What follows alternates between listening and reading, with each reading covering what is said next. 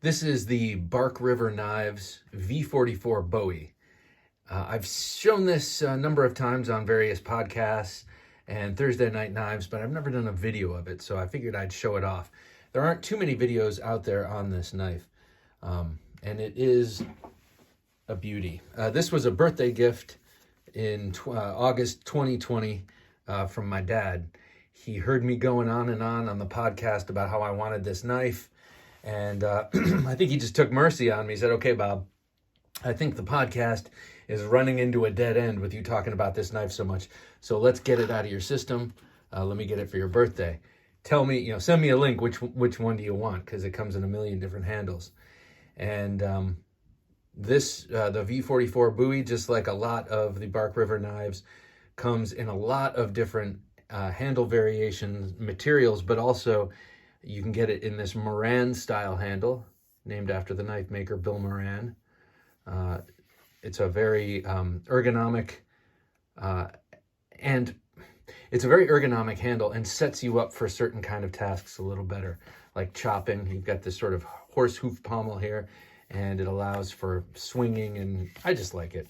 So this is what I sent him. And of course I love green micarta, and I have another green micarta mini bush sax that I wanted this to sort of go with. So this is the handle I chose.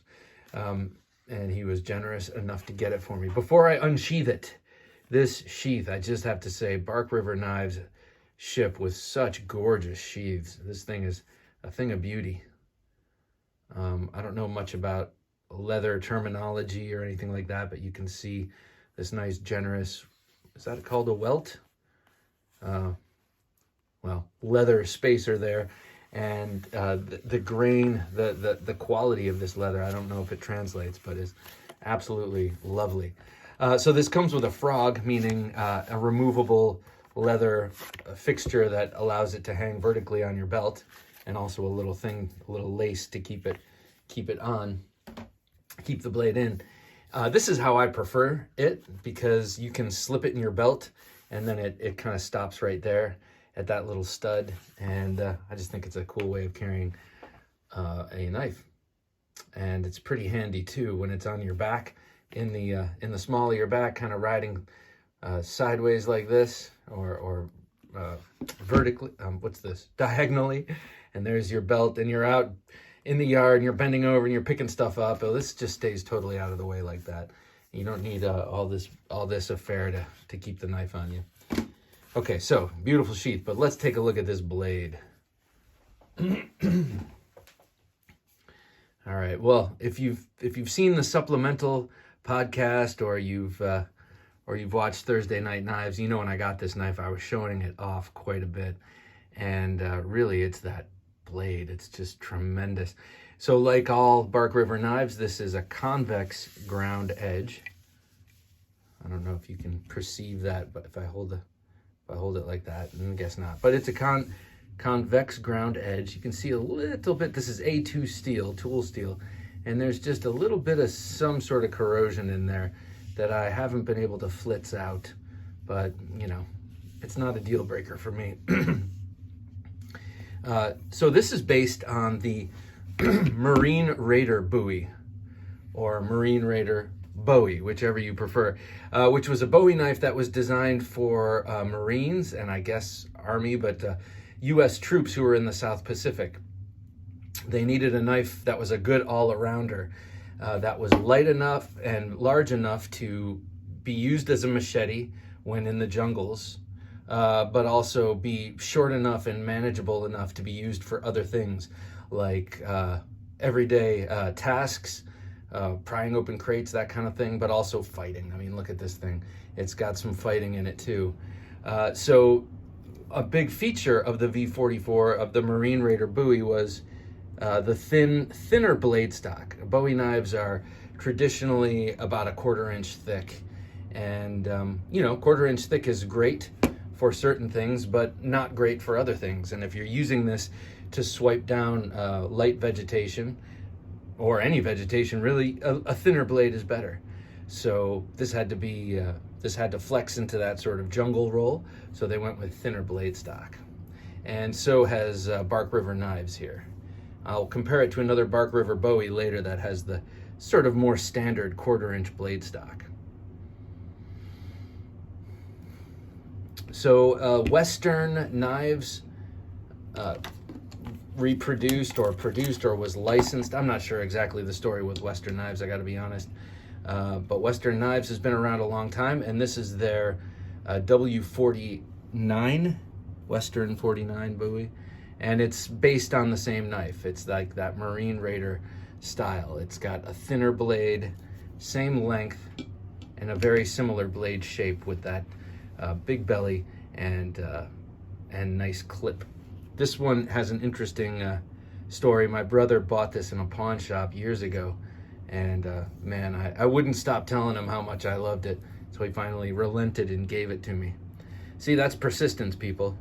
It annoys people into giving you what you want, but be careful, they might not stick around for the relationship part. Luckily, my brother is a cool cat. He said, just take the damn Bowie. Because I told him, if you're ever in a pawn shop and you see another Bowie just like it, please get it for me. And eventually he got tired of it and he said, here, I'm not using it, take it.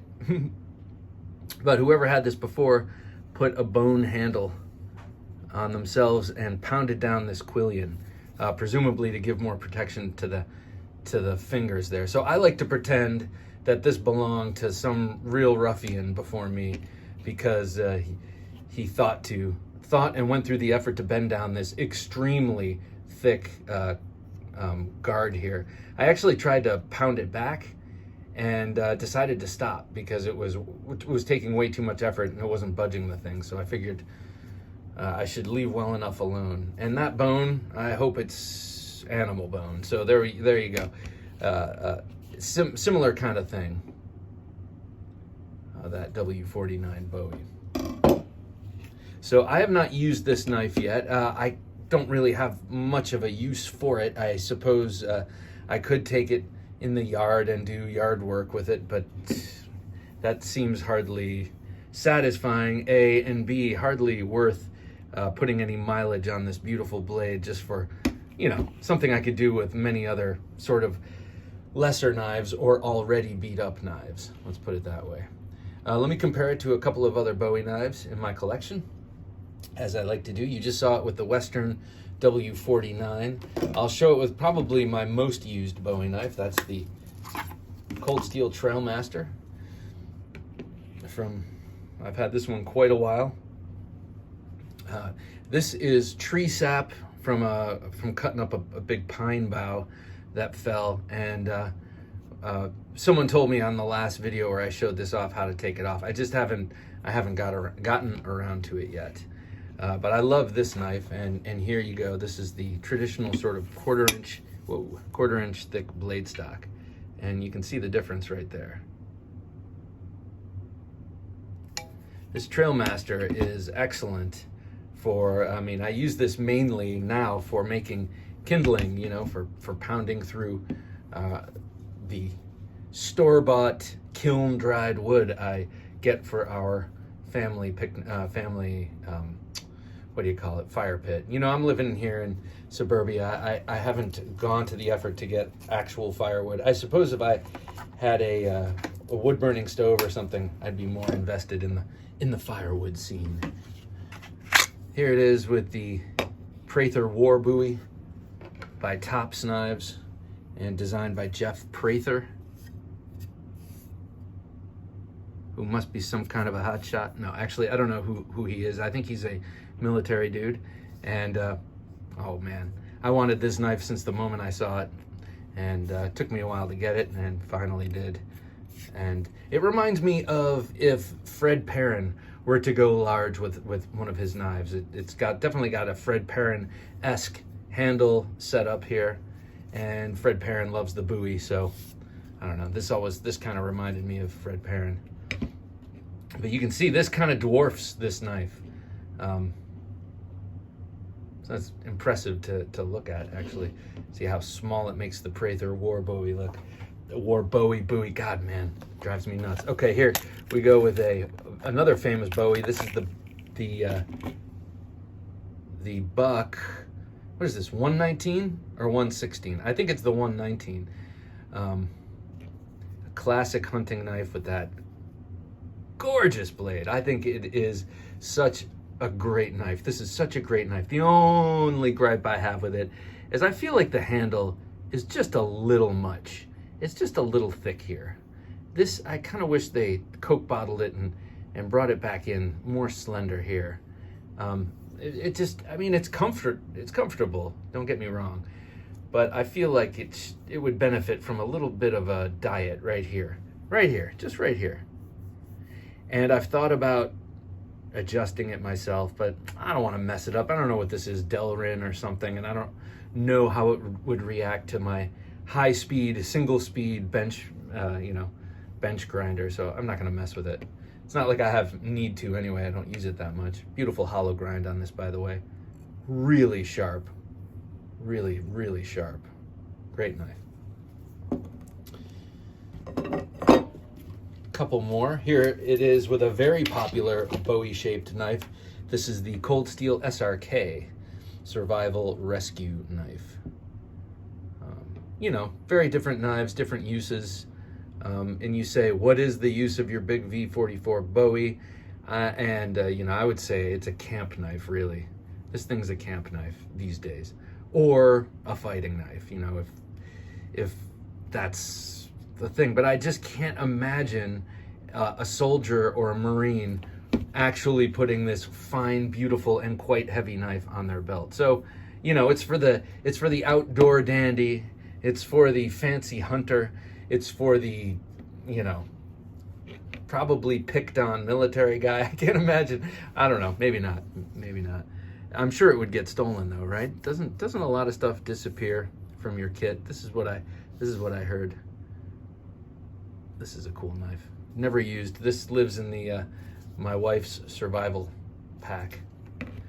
Okay, and last but not least, the big daddy of them all, at least in my collection of Bowies. This is the Shining Mountain Bowie by Bark River Knives. And let me just tell you one thing real quick. So they have a series of historical Bowies, and it would be so cool to get my hands on all of them.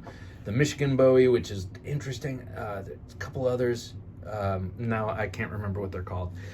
But I just want to show the difference between, when you buy a Bark River knife, you get the option to buy it with the raw leather sheath or the sheath treated for, water. And so this is the untreated, and this is what it looks like when they treat it. Both are beautiful. Both are really, really beautiful. Get that rich brown once you put that treatment in. And I had it done strictly for shallow aesthetic purposes. I figured I already have one like this, a couple like this. I may as well get one like this. So I spent the extra $8 or whatever it is and had it browned or waterproofed, whatever you want to call it. So this here has the same thing with that frog. So if you want, you can carry the Shining Mountain Bowie by Bark River Knives around in your belt like this. This little nub, by the way, that they have, it works, but it's not as great. The best one I've seen like this is on the Laredo Bowie sheath when they were making those in leather. Now they're only in Kydex. And I'm sorry, but a Laredo Bowie looks goofy coming out of Kydex. So does the other one they make, the big one. So there it is, the Shining Mountain Bowie by Bark River Knives. There's some schmutz on it. That's just oil. But this is a very, very impressive knife. And of the two, I love them both, but if I had to carry and use one, it would be this one. This is just a behemoth and might be better for a larger man than myself for daily carry, if you're gonna carry around a Bowie knife. This one, I was very excited to get this antiqued stacked leather handle. This also comes in a Moran style handle or a, I don't know what you call this shape, but this shape with the butt cap and everything. And you can get both the Moran style and this style in a very in a wide variety of woods and man-made materials and leather, and they're just very impressive. I'm sure there are a couple of these out there because they'll put out a run of these things, or they'll put out a run of their knives, And the smaller ones, the more practical ones, obviously sell quicker. So you might be able to find samples of both of these out there. However, probably the ones with the less expensive handles, leather and micarta is less expensive with Bark River knives, usually because they go into some crazy exotic woods and burl woods and just, you know, more and more expensive, increasingly expensive materials for their handles. I am more into the nuts and bolts kind of stuff, the brass tacks, if you will. Stacked leather is so classic. It looks beautiful on this knife. And micarta on the V-44 is just perfect. And this Moran style handle on this knife is just perfect. Lots of nice details on this. This has already begun to patina, and yet another heirloom knife in my collection. But then again, when you think about it, even the cheesiest, cheapest plastic and steel knife is kind of an heirloom thing at this point. It's gonna last, outlive me. You know, those materials will have half-lives, I guess. So heirloom, but heirloom quality, meaning something you're proud to pass down. So who knows? Maybe the girls want this. Maybe when I go, they split up the knife collection. I just tell them, and I tell my wife, like, don't just like when you're all sad about me being dead, don't rush to sell all of my knives just to get them out of your face so that they're not a reminder. Wait, because there's a lot of money and they're valuable, and I have friends that could tell you how much this stuff costs. Okay, that's a little grim for this discussion about this V-44 Bowie. So I think I'll stop it right there. Definitely worth a glance if you've never had a Bark River knife. They are beautifully built and just phenomenally gorgeous and useful. So there you go. Thanks for watching.